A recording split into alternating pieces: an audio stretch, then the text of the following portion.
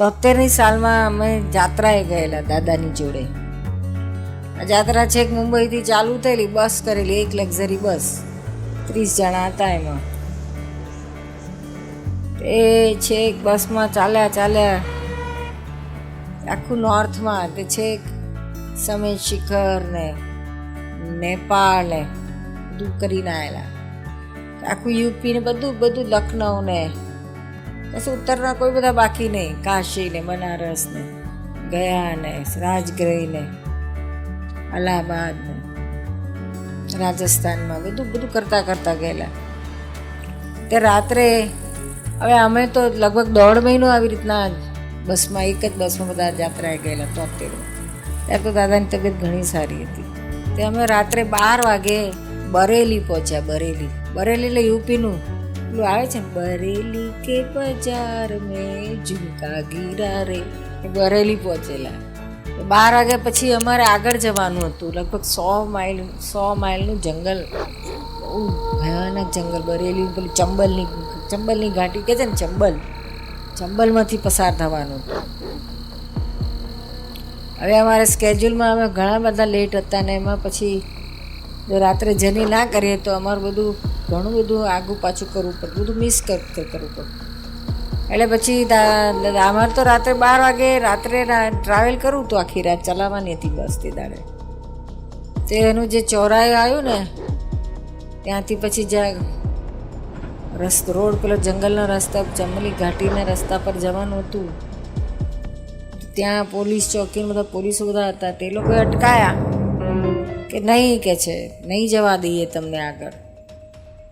કેમ તો કે છે અહીંયા તો કે છે કે બહુ ડાકુઓનું બહુ છે તો જોર છે કે છે. હમણાં જ કે છે અડધા કલાક ઉપર જ અમને સમાચાર મળ્યા કે આ ડાકુએ છે તો એક ગાડી, એક બસને કંઈક લૂંટી છે કે છે.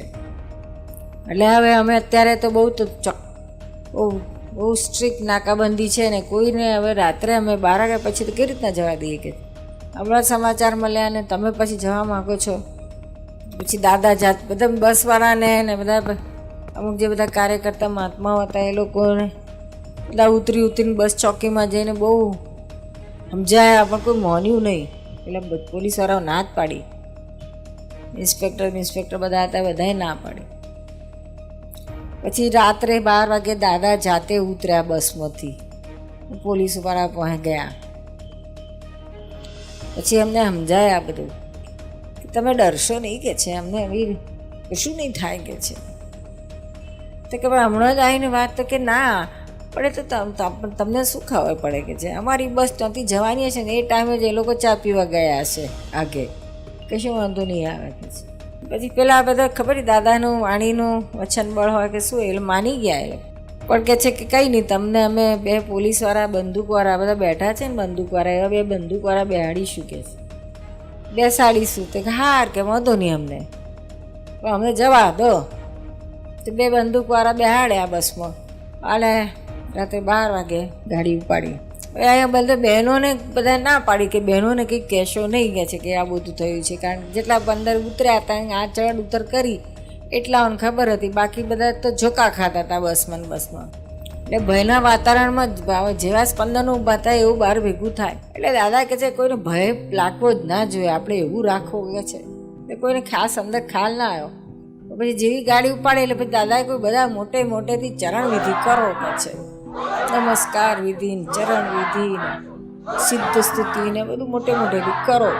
તે બધાએ રાત્રે 12 વાગે ચાલુ કરી દીધું. દાદાએ કહ્યું છે એટલે બોલો મોટેથી. બહુ જાજી ખબર ના પડી પણ બોલ્યા કરી બધા મોટેથી, આખી ચરણ વિધિ ને બધું નમસ્કાર વિધિ મોટેથી બોલતા આખું વાતાવરણ બસ એ જ રાખ્યું.